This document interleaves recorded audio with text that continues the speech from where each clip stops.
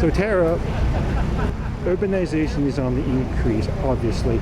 More people live in urban centres than in rural areas. There's a massive migration to cities, and throughout the world there are now mega cities that face enormous challenges.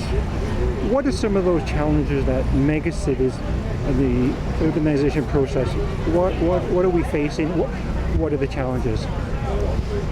Hi Red Deer, my name is Tara Veer and I'm running for Mayor of the great city of Red Deer, and I guess in answering this question I'd like to contextualize it a little bit. I've had the opportunity throughout my life to travel extensively. So I've been to Africa, I've been to the Middle East, I've been extensively throughout the States and Canada, I've been to Europe, and I'm also an avid, have had avid interest in all things geopolitical, not just local politics as well.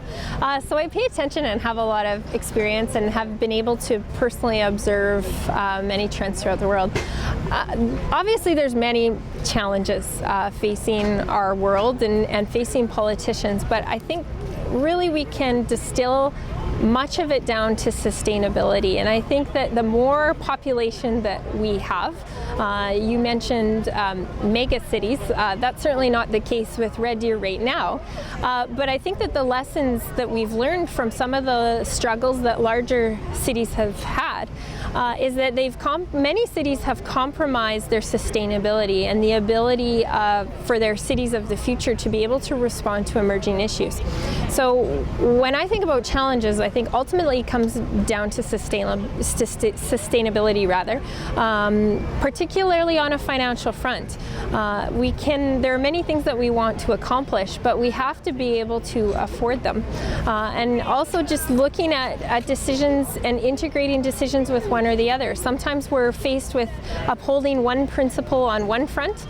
So a good example is we want to develop our communities because we need to have strong economic growth in order to be able to afford our community and do the things that we want to do. But by the same token, we're eating up a lot of prime agricultural land, and so then there's competition with environmental sustainability. So personally, I think that it's compelling for leaders, and it's the responsibility of leaders to consider various perspectives in the decisions that they make. Okay. When I was in Africa, I was in South Africa, and I absolutely loved the African culture, loved the people of South Africa, got to experience many phenomenal things that were just unbelievable. It was almost surreal. One of the observances I had though is really the divide amongst the population. So there was great wealth or great poverty, and so it was just very obvious to be able to see that. And I had opportunities to tour some of the poorer villages and to talk to the people and to go into their homes, and really it was just quite fascinating to see what comprised their homes. And what did comprise their homes? Many times it was just a corrugated tin, two sides and a roof. And it was interesting because it was their home and they still personalized it and made it their home. And then there would be like a local grocer that was comprised of, the grocery store was the same type of build out. So not a lot of infrastructure, just dirt floor, but yet they've made it their home. They personalized it with drawings and pictures, and they had blankets and whatnot, but just a very humble existence. But yet there did seem to be a joy amongst the people that was quite fascinating, considering the lack of material goods that they actually had. I've been lucky enough in my lifetime to not only live in 4 different provinces in Canada, live in rural Canada, as well as small towns and big cities.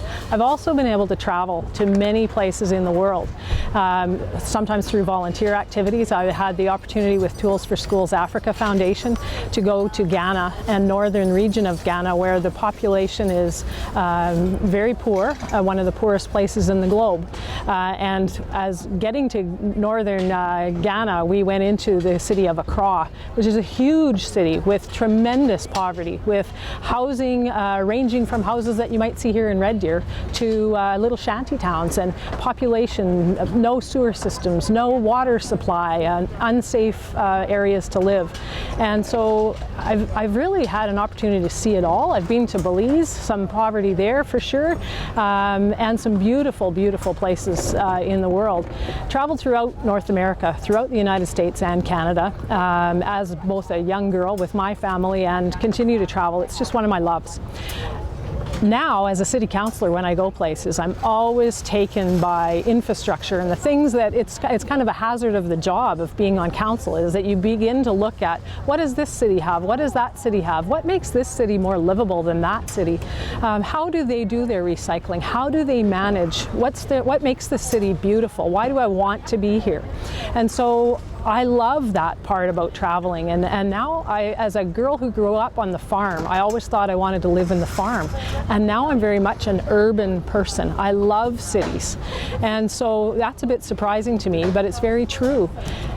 I think our challenges going forward are about how do we make urban centers, where most of the population in the world now live, livable places where we can connect in a meaningful way with one another, and where we can lead enjoyable lives with quality of life. What contributes to that? And it really helps me understand what helps people attach to their city and what makes them want to stay there, what gives them quality of life and happiness. So some of the challenges I think cities face going forward is, how do we use land in a responsible way? We have this transition, a little bit of tension between coming from a mentality or an understanding that we want big houses, we want white picket fences, we want a big yard, to people now recognizing that that's not a very sustainable practice and pattern of growth and land use, and it's very expensive. And I think municipalities across the country, across the world, more developed nations, are recognizing the true costs of infrastructure. So we're talking about water and wastewater treatment and electrical infrastructure that we need to put in the grounds to develop places where we live. That's a challenge. We need to be doing that in better ways. We know we need to be more dense or else pay a lot more. And with government financing tightening up, it's very difficult to meet the needs, growing infrastructure, and also provide the quality of life pieces. So there's a lot of challenges going forward.